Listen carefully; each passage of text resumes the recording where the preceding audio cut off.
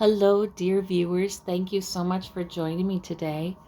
I would like to read on what the winter solstice may bring for you today, this month, because the solstices are very powerful times, aren't they? And the winter solstice in particular, it's the one where everything looks done. Harvest is done.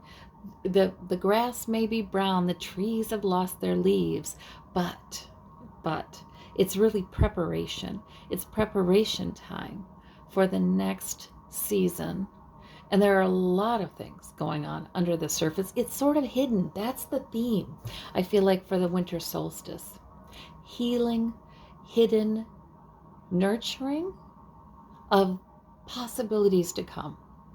So let us look at what the winter solstice brings for you. Choose the stone that your intuition chooses. And we do ask that Source lights up your intuition to hear exactly what you need to hear. I love the synchronicities that come. They tell us something. If we tend to be hearing the same things in all kinds of different places, coming out of all kinds of different people's mouths, it turns out to be very, very significant. Okay, for those of you who chose this beautiful banded brown and amber stone, we have from the Light Seers Tarot, we have the Nine of Swords. From Arcanum, we have the Seven of Wands. From this lovely deck, oh, I'm going to save that for the last.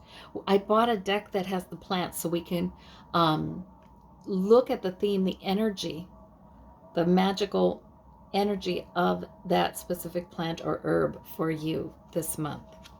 From the Rider-Waite, we have the Devil. We have the Devil. And from the Rider-Waite, we have the Six of Swords. And from this lovely plant deck, we have the shiitake mushroom. All right. Well, let us see, what is this signifying? So interesting. Your one major arcana is the Devil. Wait, I want to start with the shiitake. Okay, the shiitake mushroom. Now, this has been used as an aphrodisiac, for one thing. And so along those lines, it is known for properties of virility and vitality. So very good power, energy, creative energy, sexual energy perhaps for some of you. This shiitake mushroom. Yes, and the virility wants to bust through. I feel like the virility, the vitality, this tremendous creative ability. When I look at the rest of your reading, I feel like it's just building and building, and it needs to bust out. You know, because we have, look at this, we have the Seven of Swords. That's something hidden underneath the surface, right? And then we have the Seven of Wands, like this guy. Okay, he's got some challenges coming at him, but he is determined. This could be his creation, what he's bringing in with vitality. He's determined. He has to stand his ground, fight off these guys, not necessarily fight them off, just stand his ground and keep what's important to him close to him. Keep his goal, keep his purpose. The devil, so like I said, I feel like there's tremendous new, creative, vital energy wanting to bust out. But the bedevilment, you know, that can sometimes be the process that builds it, that builds that animus, that builds that tension, that inner tension. The devil is not a bad card. It serves its purpose in our journey.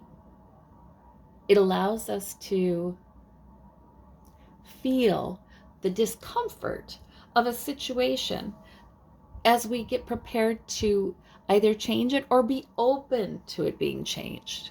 Because sometimes Source is just going to come right on here and remove all the barriers, and change is there, and forward you go, and it's amazing.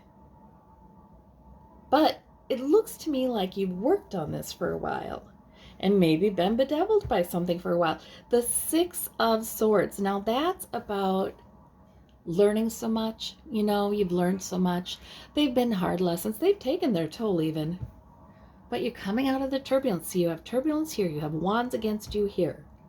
You have the need to be secretive here, or there's a hidden agenda underneath. Isn't that interesting? We get the snow here. Yes, like underneath. This man is in winter, isn't he? Ready to burst on up with new energy. So it's just interesting. All of the difficulties you've had. If anybody's been giving you difficulties, challenging you, and you've had to stand firm, and maybe sometimes you haven't, right? Sometimes it's been 2 steps forward, 1 step back, 2 steps back, 1 step forward. I know. I say that because of the Devil card. And so often that is the nature of our change, isn't it? It's just the way of things. Can get frustrating, can get bedeviling, but we sure learn a lot that way. And we learn a lot about how to bring forth this new energy in spite of, sometimes this is people coming at us with their own ideas, their own priorities, saying, hey, grab hold of this rod. I think you should be doing this. Sometimes it's our own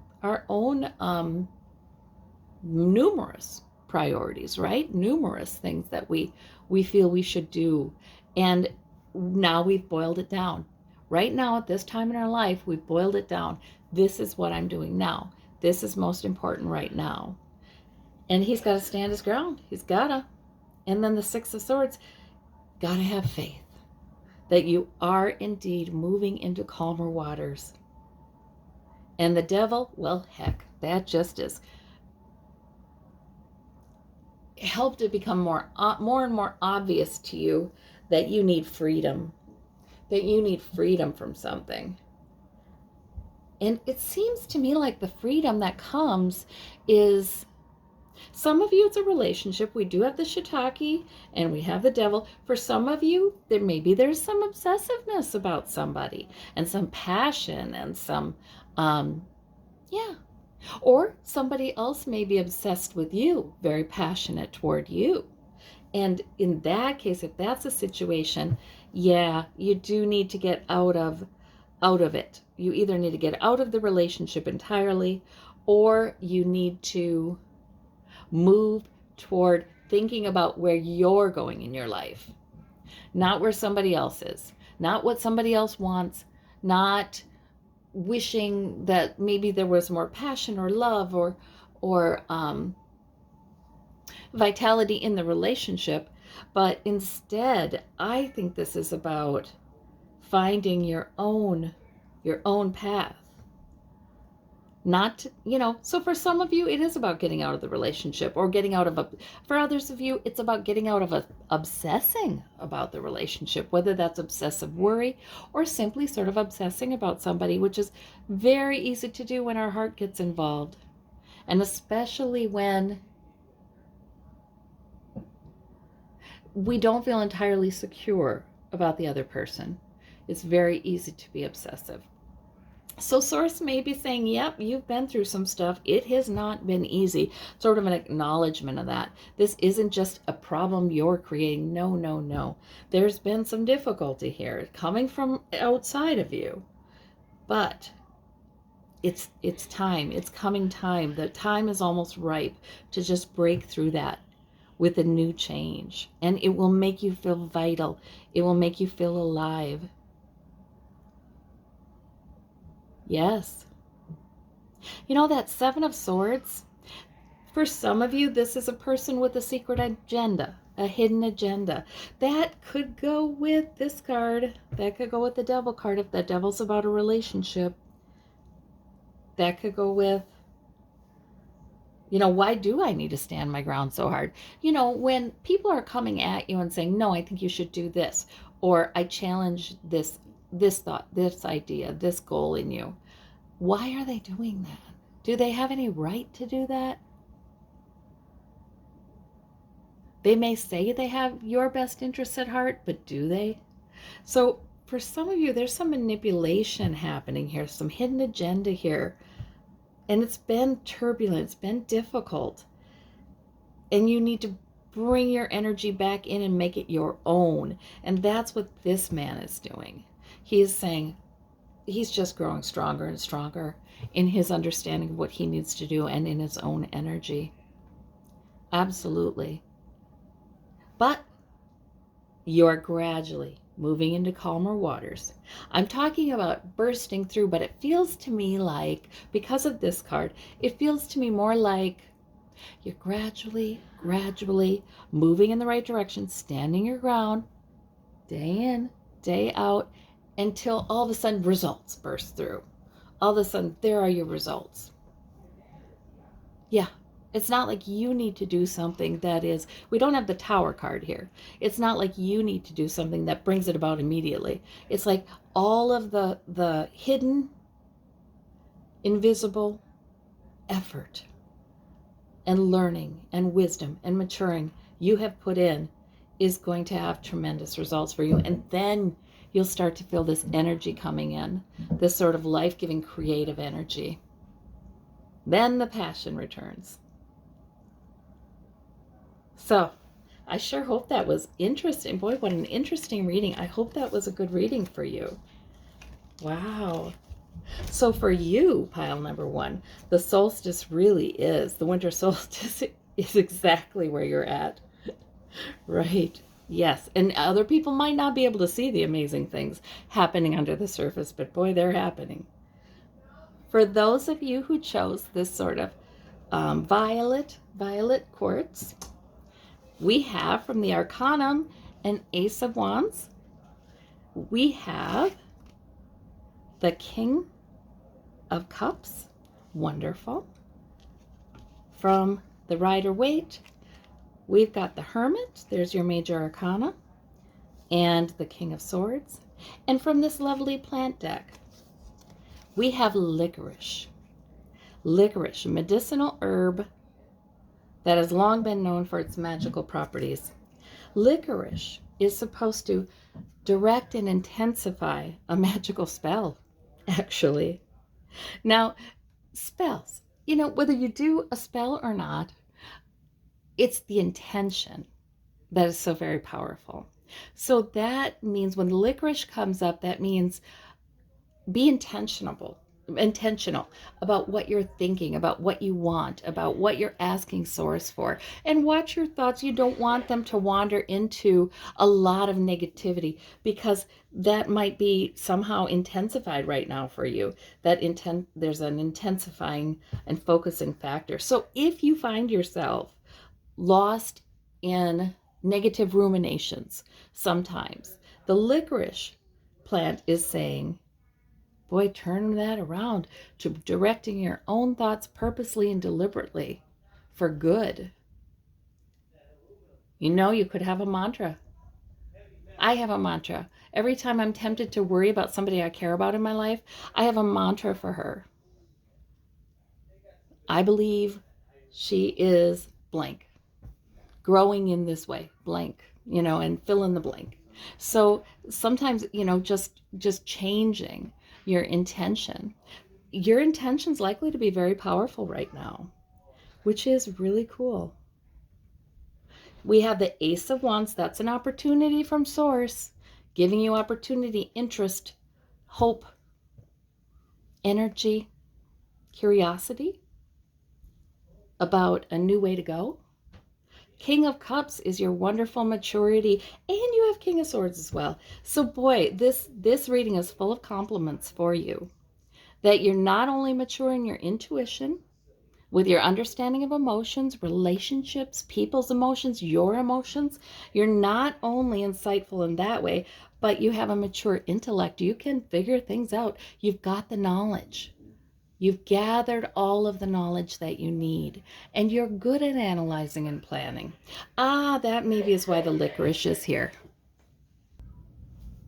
That may be why the licorice is here. It may be here because the planning is tipped a little sometimes into negative, repetitive thinking, or trying to figure something out because you do have a great intellect, trying to figure something out intellectually when really you don't know. You can't figure this thing out intellectually. You have to, no matter how many times you analyze it, it makes you ruminate, and that we don't want when we have the licorice.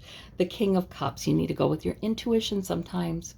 Sometimes you need to go with that. Sometimes you need to, if you do find yourself going around and around, you really need to connect with your emotion.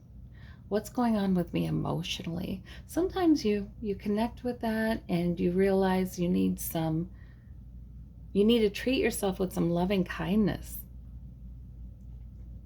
You need some emotional support, or emotional support from source. Maybe you need some rest. If we really connect to our emotions, sometimes that can tell us a heck of a lot more about what's going on than our intellect.